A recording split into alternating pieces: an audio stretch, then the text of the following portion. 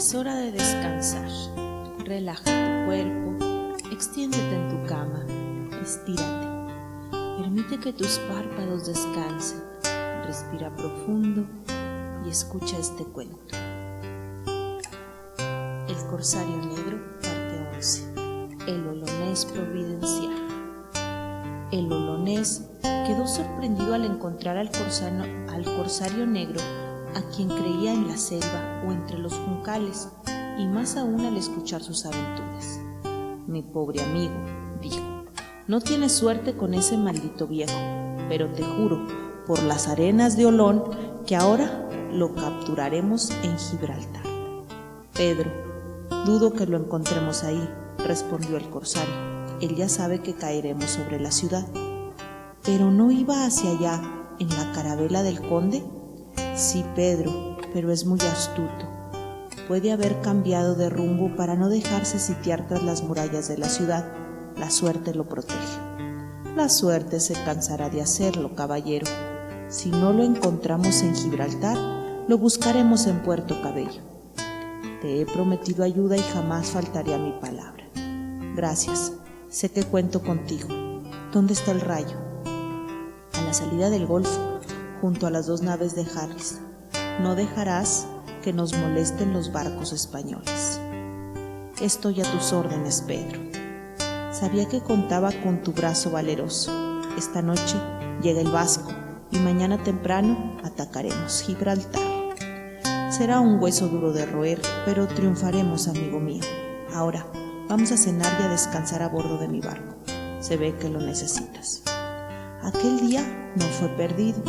Los incansables bucaneros se dedicaron a explorar las inmediaciones de la ciudadela española, con el objetivo de estudiar detalladamente cómo atacarla por sorpresa. Las informaciones que trajeron no eran alentadoras. Todos los caminos estaban interrumpidos con trincheras fortificadas, la campiña de los alrededores inundada, y había cercos erizados de espinos. El comandante de Gibraltar, además, era uno de los jefes más valientes con que contaba España en América. Había hecho jurar a sus soldados que se harían matar hasta el último hombre antes que rendirse con su estandarte. Cierta angustia empezó a apoderarse del corazón de los corsarios, pero el olonés, informado de todo, no se dejaba deprimir. Esa tarde reunió a los jefes. Es imprescindible, hombres de mar, los arengó, que luchemos mañana con bravura. Fabulosos tesoros nos esperan en la ciudad. En el combate, observen a sus jefes y sigan su ejemplo. A medianoche llegó el Vasco con 400 hombres. De inmediato se levantaron los campamentos y se formaron las escuadras. El pequeño ejército, encabezado por sus 3 jefes, emprendió la marcha cruzando la selva. Caromaus y Van Stiller, bien comidos y dormidos, iban detrás del corsario negro. Ardían de impaciencia por estar en la primera línea de combate y ayudar a capturar a Van Gult. En el bosque se les unió el africano. «Compadre Carboncillo, ¿de dónde sales?» «Hace 10 horas que los busco. Supe que el gobernador los tomó prisioneros». «Es cierto, compadre, huimos de sus garras gracias a la ayuda del conde de Lerma». «¿El castellano que apresamos en casa del notario de Maracaibo?» «Sí, compadre». «¿Y el catalán? ¿Y los heridos?» «Los heridos murieron. El catalán ya debe de estar en Gibraltar. La ciudad opondrá una dura resistencia». «Sí, temo que muchos de los nuestros no podrán comer esta noche». Los primeros tiros que se escucharon desde las avanzadas les advirtieron que estaban a la vista de la ciudad. El olonés, el vasco y el corsario negro corrieron al encuentro de los exploradores, pero no se trataba de un contraataque, sino de un tiroteo de reconocimiento. Sin embargo, ya no era posible ocultarse, y el olonés ordenó acampar en espera de que amaneciera. Las defensas enemigas parecían inexpugnables. Sobre una colina se veían 2 poderosas fortificaciones almenadas, en las que ondeaba el estandarte español. Por las arenas de Olón, frunció el ceño el filibustero. No será muy difícil apoderarnos de esos 2 fuertes sin escalar ni artillería. sobre todo con el camino cortado. Hay empalizadas y baterías en él. Tendremos que atacar bajo el fuego de los cañones. Sí, y tener puentes improvisados sobre ese pantano, por la llanura. No podremos pasar porque está inundada. El comandante conoce bien todas las alternativas de guerra, dijo el corsario pensativo. Así lo veo. ¿Qué piensas hacer, Pedro? Probar suerte, caballero. No podemos retroceder ante nuestros hombres. Jamás volverían a confiar en nosotros. Es cierto, Pedro. Se vendría al suelo nuestra fama de corsarios audaces e invencibles. Además, en este fuerte está mi mortal enemigo. Actuaremos, dijo el olonés. Dejo en tus manos y en las del Vasco a la mayoría de los filibusteros. Utilicen el pantano para llegar hasta la colina. Yo daré la vuelta y, protegido por la arboleda, intentaré llegar al pie de la muralla del primer fuerte. ¿Y qué harás sin escalerillas, Pedro? Tengo un plan. Si dentro de 3 horas Gibraltar no ha caído, dejaré de ser el olonés. Y ahora abracémonos. Quizá no volvamos a vernos. Ambos corsarios se abrazaron afectuosamente. Los primeros rayos del sol asomaban, por lo que bajaban rápidamente de las laderas, desde la cual observaban las posiciones enemigas. Su decisión de iniciar la lucha sin demora animó a la mayoría de los hombres que tenían una fe ciega en sus jefes. «Valor, hombres de mar», gritó el olonés. «Detrás de estos muros se ocultan fortunas mayores que las que encontraron en Maracaibo. Demostremos a nuestros enemigos que continuamos siendo invencibles». La columna que dirigía el corsario negro y el vasco a través del pantano estaba integrada por 380 hombres, armados con espadas cortas y pistolas con solo 30 cargas para cada una. No llevaban fusiles, porque es un arma inútil para ataque y muy incómoda en la lucha cuerpo a cuerpo, pero eran 380 demonios seguros de su triunfo. Entraron sin vacilar al pantano, colocando sobre estos troncos y ramas para fabricarse un camino. El fuego español empezaba a hacer estragos. Los filibusteros caían al fango, se hundían y no podían recibir la ayuda de sus compañeros ni responder el fuego enemigo. El corsario negro y el vasco mantenían su sangre fría, alentaban al ejemplo, animaban a los heridos y recogían las filas ayudando a los que cargaban los troncos. Los filibusteros empezaban a dudar de que pudieran salir adelante con lo que se habían propuesto, que lo consideraban una verdadera locura, pero no perdían el valor, seguían luchando. La metralla había herido de muerte a más de 12 hombres y una veintena de heridos se debatían entre los troncos y las ramas. Sin embargo, todos seguían avanzando hasta que finalmente llegaron a tierra firme. Nadie podía ya resistir a estos hombres sedientos de venganza. Los filibusteros interrumpieron en el terraplén del reducto. Los primeros cayeron bajo la metralla, pero los que venían detrás alcanzaron las baterías y masacraron a los cañoneros sobre sus piezas. Un hurra gigantesco anunció a la banda del olonés que el primero y más difícil de los obstáculos había sido vencido. Pero la alegría no iba a durar mucho. El corsario negro y el vasco descubrieron en medio de un bosque la presencia de otra fortaleza. «¿Qué hacemos?», preguntó el vasco. «No debemos retroceder. Hemos sufrido tremendas bajas y nuestros hombres están aniquilados. Mandemos a algunos hombres a reconocer el bosque», dijo el corsario. «Ojalá tengamos suerte, Miguel». Mientras la avanzada se alejaba sin pérdida de tiempo, el corsario negro y el vasco hacían transportar los heridos al otro lado del pantano, previendo una posible retirada. Muy pronto volvieron los exploradores y las noticias no eran buenas. Los españoles habían abandonado el bosque, pero en la llanura habían emplazado una batería con muchas bocas de fuego. No había noticias del olonés. «Adelante, hombres de mar», ordenó el corsario empuñando su espada. «Si hemos acallado la primera batería, no daremos la espalda a la segunda». Los hombres no hicieron repetir la orden y avanzaron resueltos a sorprender al enemigo, pero al llegar a la llanura se detuvieron indecisos. La batería era imponente y el lugar una verdadera fortaleza, defendido por fosos, empalizadas y murallas a pique. «Ya no podemos retroceder, Miguel. El olonés debe de estar llegando a la meta. Diría que hemos tenido miedo.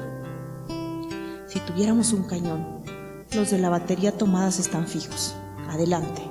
El corsario, sin mirar si lo seguían o no, se lanzó a la llanura, blandiendo la espalda. Los filibusteros dudaron, pero al ver que el vasco, Carmaus y Ben Stiller, y el africano los seguían, corrieron tras ellos, dando feroces gritos. Los españoles los dejaron acercarse a 1000 pasos y entonces dispararon. El efecto fue desastroso. Barrieron la primera fila, mientras las otras retrocedían desordenadamente hasta el bosque. El corsario no había retrocedido. Reunió a su alrededor 10 o 12 hombres, entre los que se encontraban Carmaus, Van Stiller y el africano, y con ellos logró sobreponer la línea del fuego y llegar al pie de la colina. En ese momento retumbaron los cañones de 2 fuertes en Gibraltar. «Amigos míos», gritó, «el olonés se prepara para entrar a la ciudad. Adelante, mis valientes». Aunque estaban deshechos, empezaron la ascensión de la colina, abriéndose paso fatigosamente entre zarzales y maleza. En lo alto, el cañón disparaba sin pausa y sus proyectiles destrozaban árboles seculares que caían con estruendo. El corsario negro y sus hombres corrían al encuentro del olonés antes de que comenzara el asalto contra los 2 fuertes. Descubrieron un sendero entre los árboles y en menos de media hora llegaron a la cumbre. Ahí se encontraron con la retaguardia del olonés. El corsario fue llevado hasta la vanguardia, donde se encontraba aquel con sus ayudantes. «Por las arenas de Olón, tu refuerzo llega en el mejor momento». «Un refuerzo bastante pobre, Pedro», repuso el corsario. «Te traigo solo 12 hombres». «¿12? ¿Y los otros?», exclamó el filibustero poniéndose pálido. Se vieron obligados a retroceder hasta el pantano, después de sufrir grandes pérdidas. 1000 rayos, contaba con ellos. Quizá hayan vuelto a intentar el ataque de la segunda batería. No importa, comenzaremos el ataque al fuerte más importante. ¿Cómo treparemos? No tienes escaleras, Pedro. Simularemos una fuga precipitada. Mis hombres están avisados. Los filibusteros lanzaron un característico grito de guerra, y las bandas, hasta entonces ocultas, se lanzaron sobre la explanada. Los españoles del fuerte, que eran el más cercano y el mejor, al verlos aparecer, arrasaron la explanada con la metralleta, pero ya era demasiado tarde. Muchos corsarios cayeron, pero quienes los seguían llegaron a los muros de las torres. Fueron entonces cuando se oyó la voz del trueno del olonés. «Hombres de mar en retirada».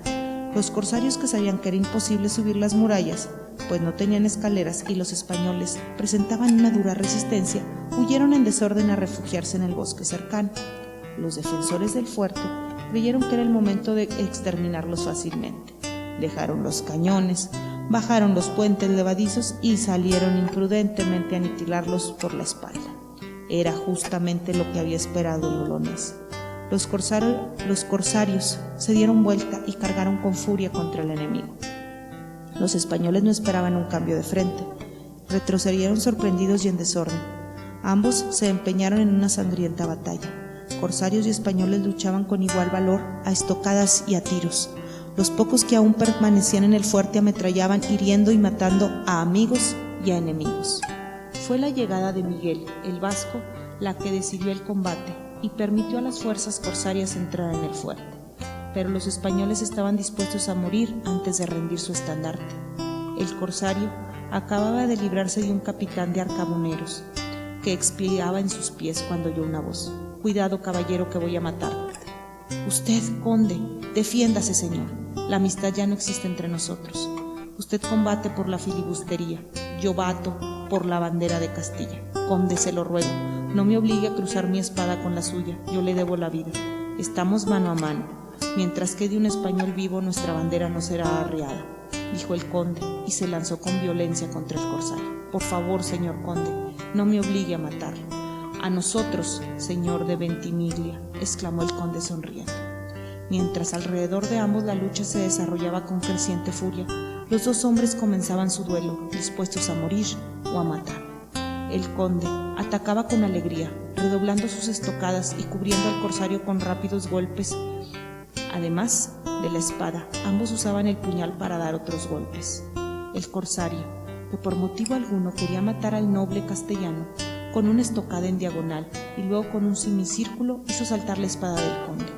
Pero este velozmente arrebató la espada al capitán de arcabuneros, agonizante, y se lanzó nuevamente contra su adversario. Entretanto, un soldado español acudió en su ayuda. El corsario no tuvo alternativa. Con una estocada mortal derribó al soldado y se lanzó a fondo contra el conde, que no esperaba tal arremetida. La espada le atravesó el pecho y le salió por la espalda. «Conde», exclamó el corsario sujetándolo con sus brazos, «qué triste victoria. Usted la ha querido». «Era el destino, caballero», murmuró el conde, tratando de esbozar una sonrisa. «Carmaus, Van Stiller, a mí», gritó el corsario. «Me muero. Adiós, amigo». «No», alcanzó apenas a decir el conde, y un golpe de sangre fría le cortó la frase y cerró los ojos. El corsario, más emocionado de lo que hubiese creído, depositó suavemente al cadáver del noble en el suelo, le besó la frente aún tibia, y recogiendo la espada ensangrentada, se lanzó a luchar con voz destrozada. «A mí, hombres de mar». La sangrienta batalla duró 1 hora, casi todos los defensores cayendo, rodeando la bandera de su lejana patria. Ninguno aceptó rendirse. La terrible lucha, que había empezado por la mañana, concluyó a las 2 de la tarde. En el campo de batalla quedaban 400 españoles y 120 filibusteros.